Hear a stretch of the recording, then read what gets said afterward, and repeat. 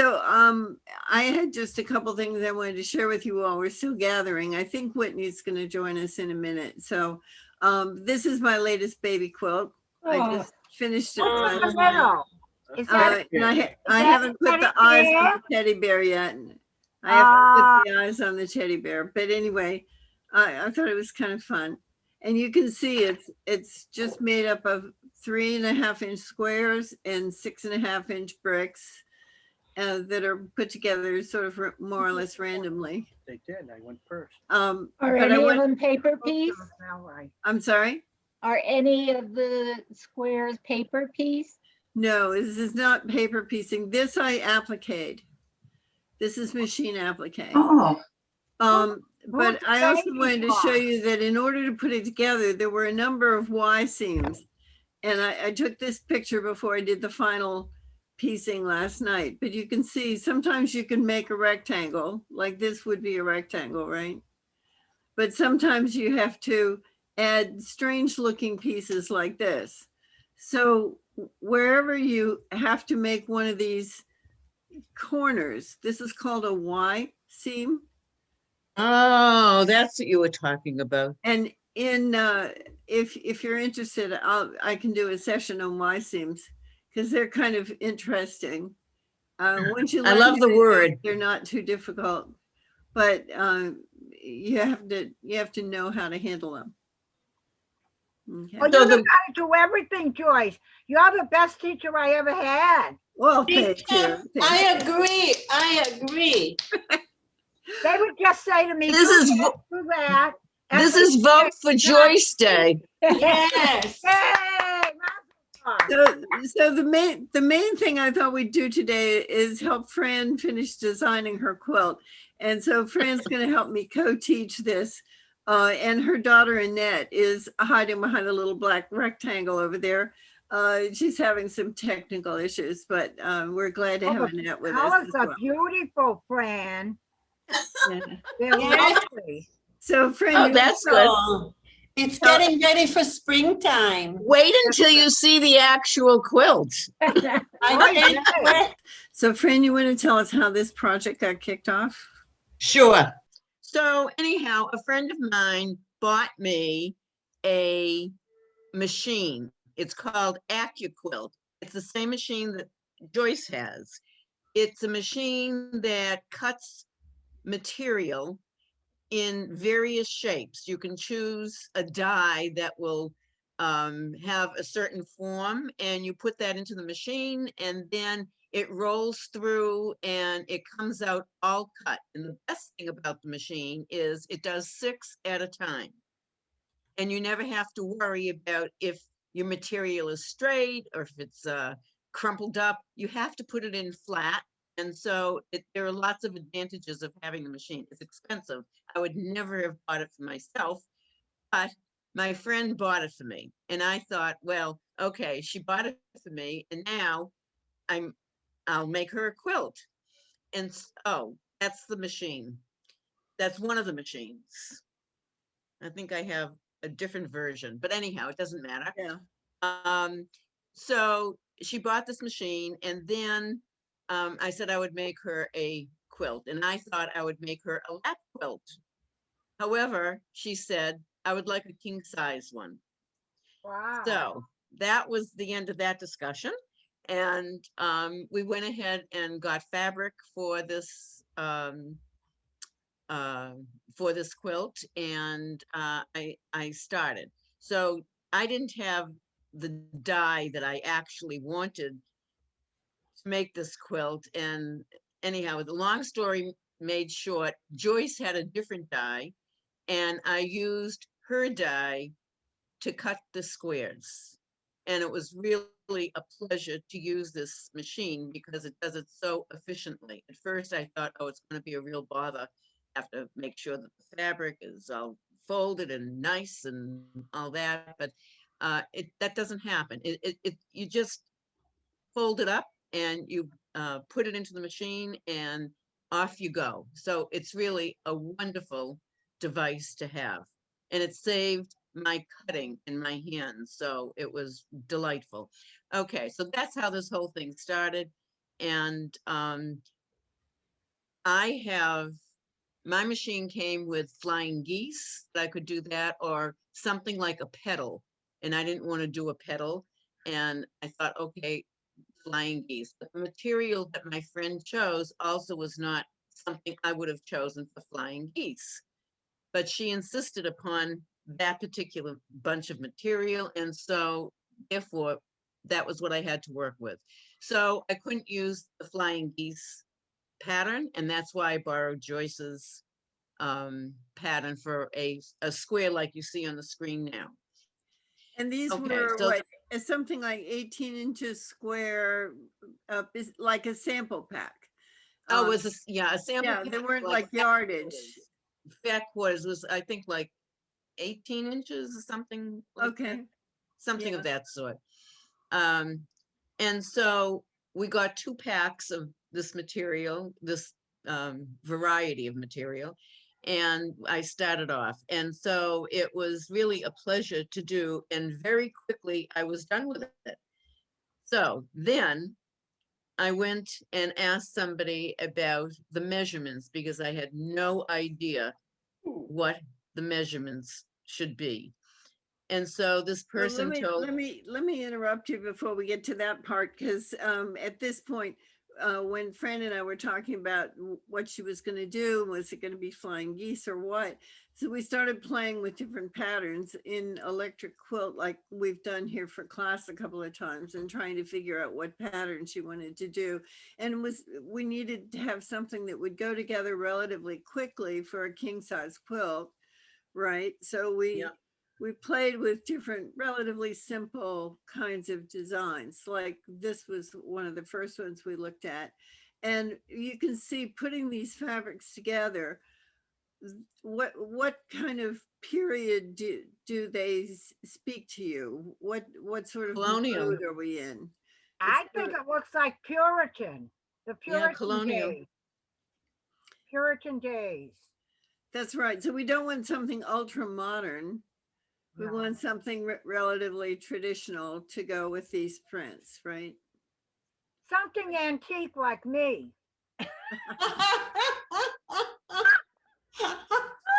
So here's one of the things we came up with, and we actually got kind of excited about this one until actually Fran went home and I went, wait a minute, we can't quite do this because out of what she has, we could only get 4 of each color, 4 6.5-inch squares out of each color.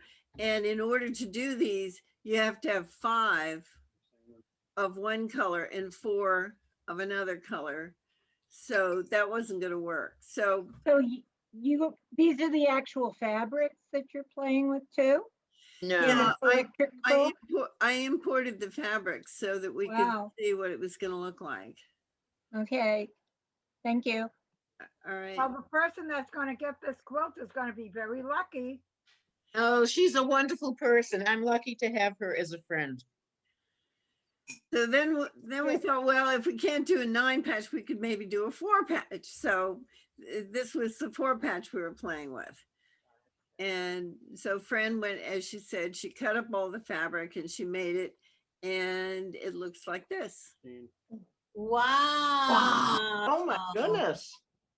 Wow. Look, Thank you.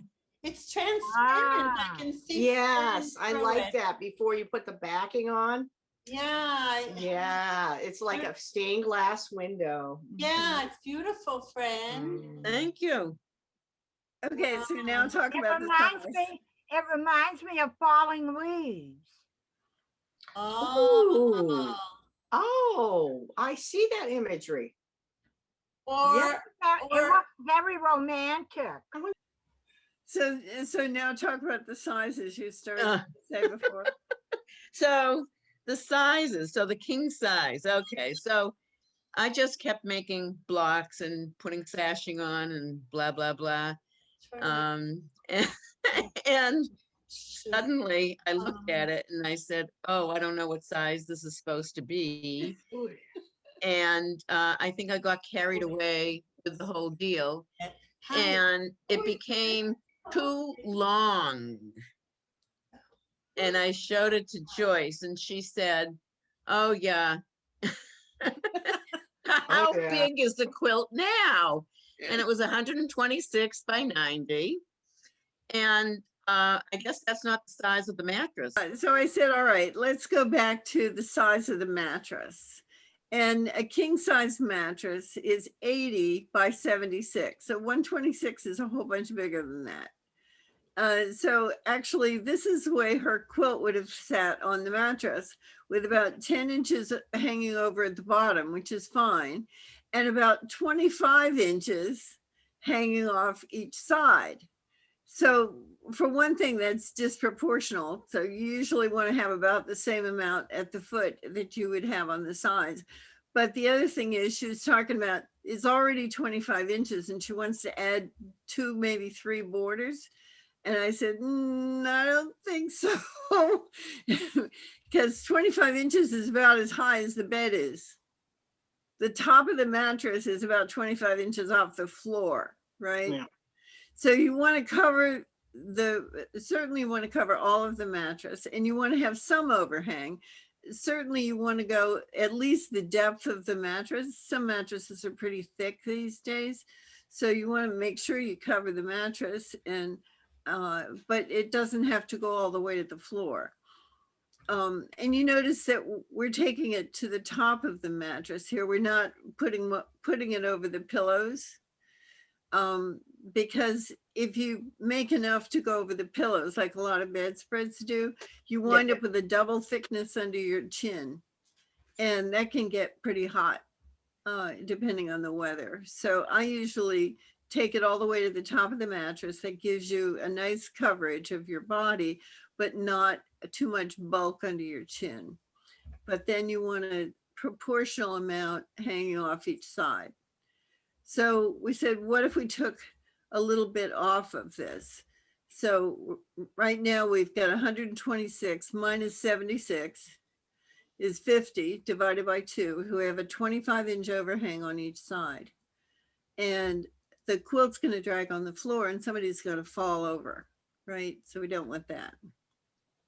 So what if we take 14 inches off? That's one of those 4-patch blocks plus one line of what am I trying to say? The Sashing. So sashing plus block is 14 inches. So if she takes one row off of here, it's going to cut it down a little bit in size. It's going to look more like this, which is, it'll be 112 inches now instead. Minus 76 is 36.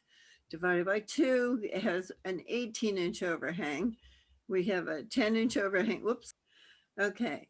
So with taking off just the one, we now have an 18-inch overhang here, which is pretty good, but doesn't really give us room to add any borders because 18 inches is already plenty.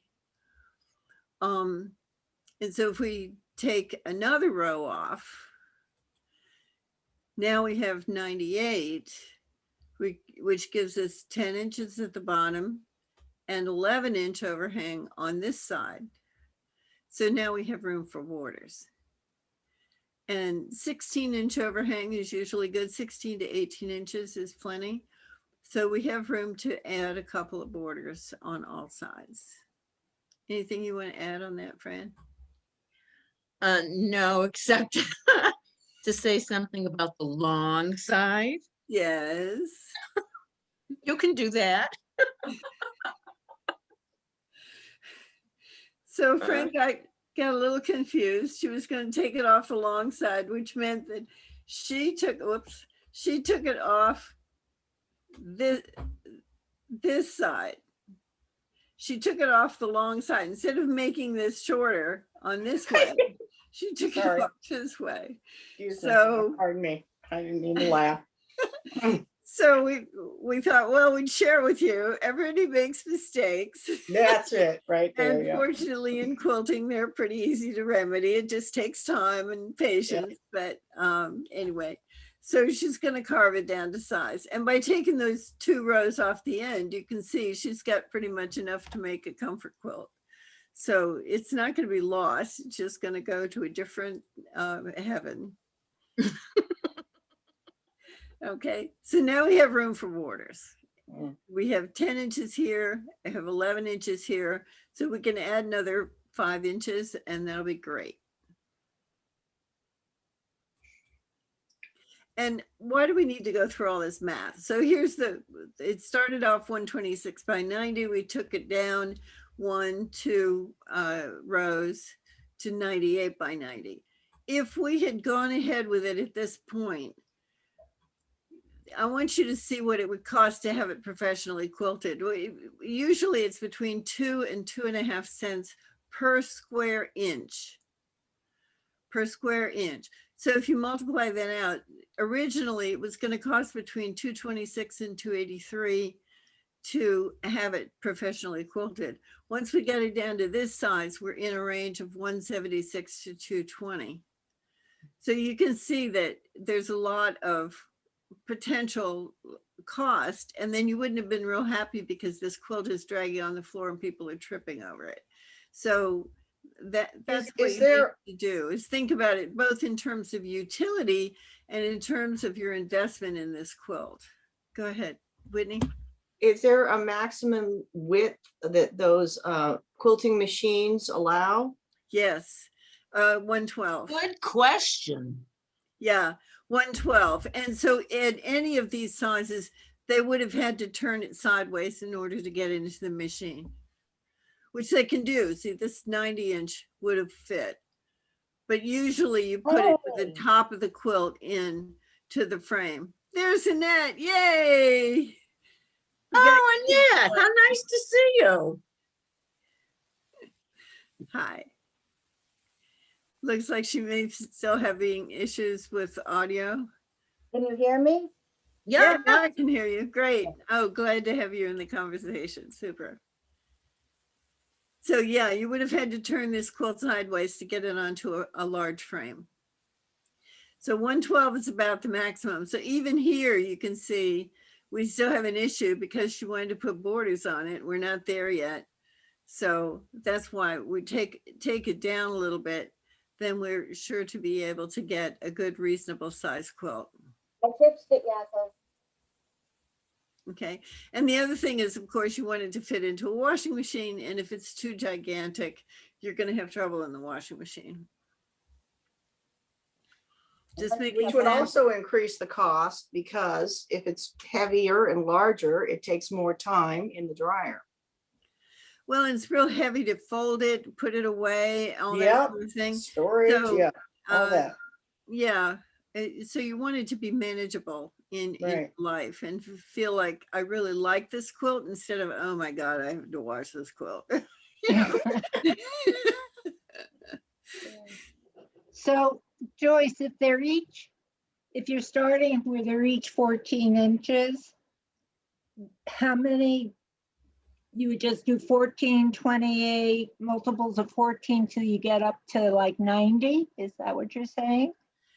Yes, and of course I didn't put the whole quilt up here. This is just a mock-up so that we can play with it.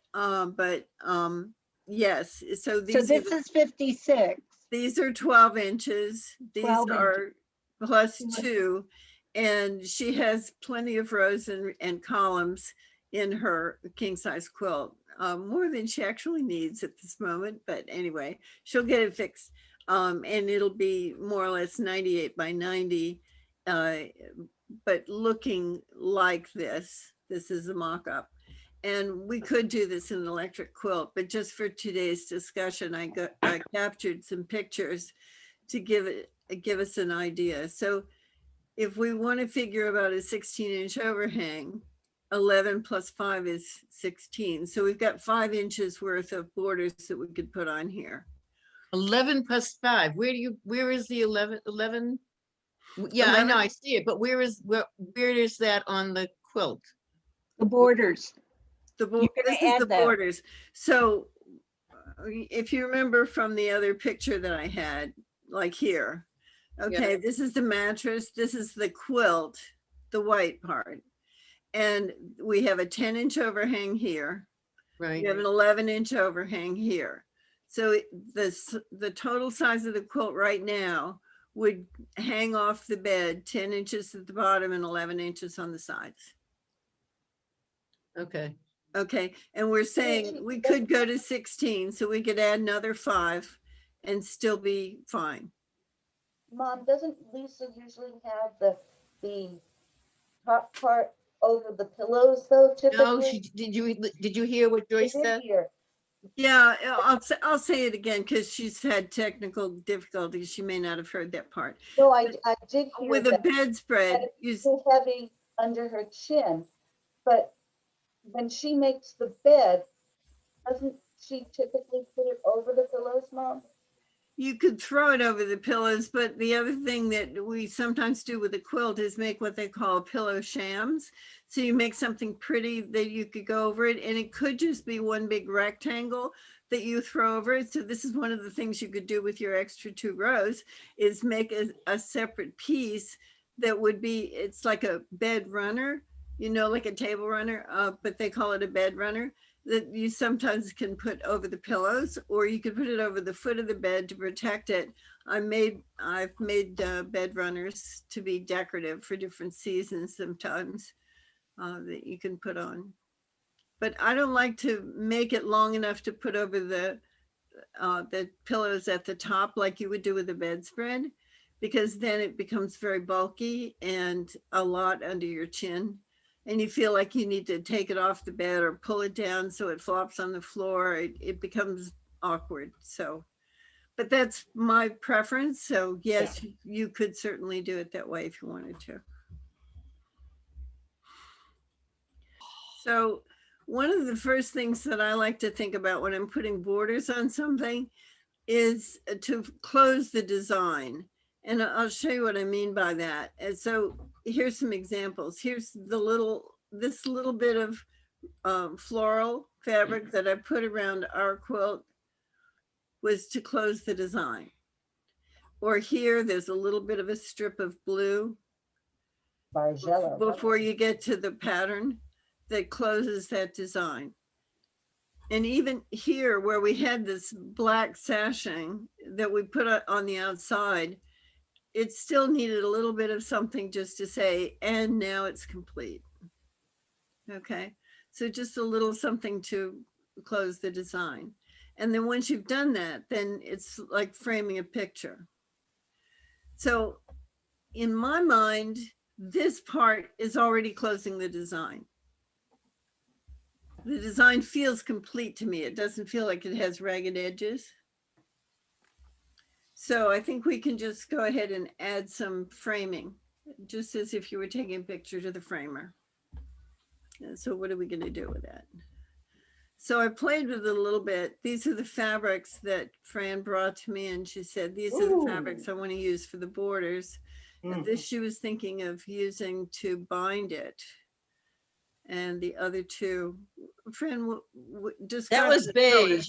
That, It's a yeah, that beige, okay. plain thing is beige, and it came out, the picture comes out very dark, but it's. Yeah, I couldn't quite remember exactly what it was supposed to be because It's sort of like the lilies. Yeah, it's sort of like the lilies in the on the left-hand side, sort of like that color.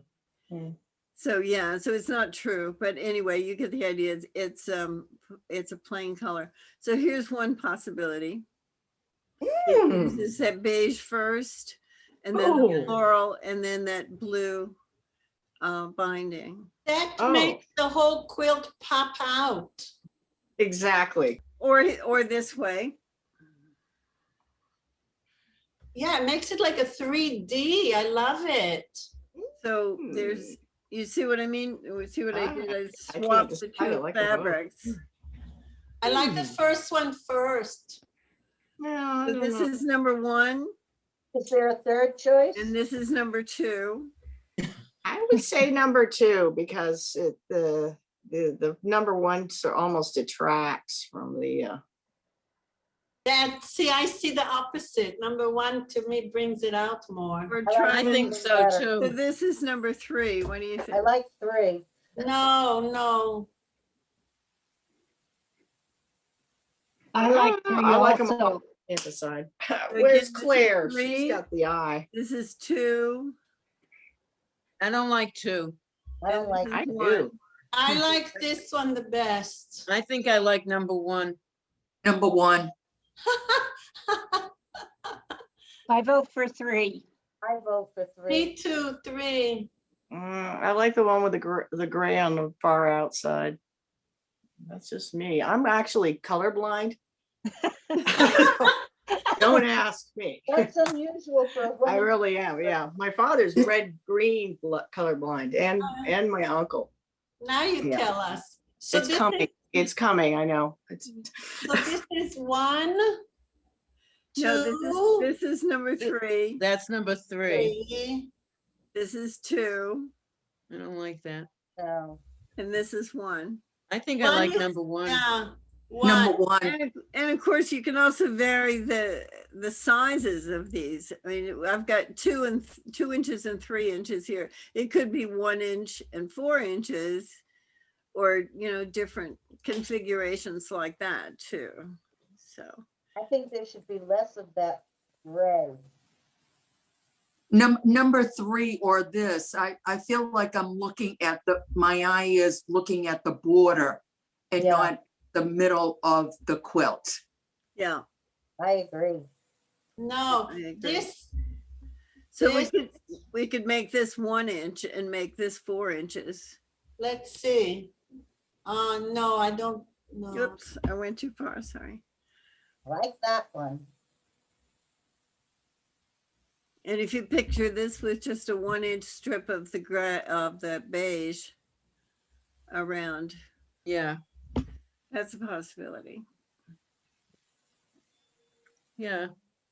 It's gonna be beautiful. It's already beautiful, whichever one you pick, but I think I like 1 the best. 3. There's 1. Yeah, that's pretty. Yeah, I think I like that one, but I think that the beige should be smaller. What if Okay. there was a yellow border, a brighter, a yellow like the Well, yellow? those in are the there? materials that I have. I'm not buying any more. Okay. Oh, no, you don't want to start adding a different color. No. Good job, Fran. I love it. Beautiful, Fran. Oh, Yes, thank you. Hip, hip, hooray. very Yeah. impressive. How Thank long you have all. you- How long have you been working on this? How many months? Well, I didn't. That's the whole point. With Joyce's die, I got done like within a day or 2 days, whatever it was. It was very cutting. quick. Long days. And Oh, the then, cutting. and The then cutting, you I mean. got very insecure. Mm. Oh, I know that feeling. So I waited and I just put it away and I thought, oh, okay, I'll just leave it here until I know what I'm going to do. And I had the border materials, but I thought that it was an awfully big quilt, and anyhow, it went from one thing to the next. So now I'm back to putting it back together again. The ripping. Family coming all together. Bye-bye. This is Thank you, all- Joyce. Bye-bye. You're welcome. Thank you Thank so you. much.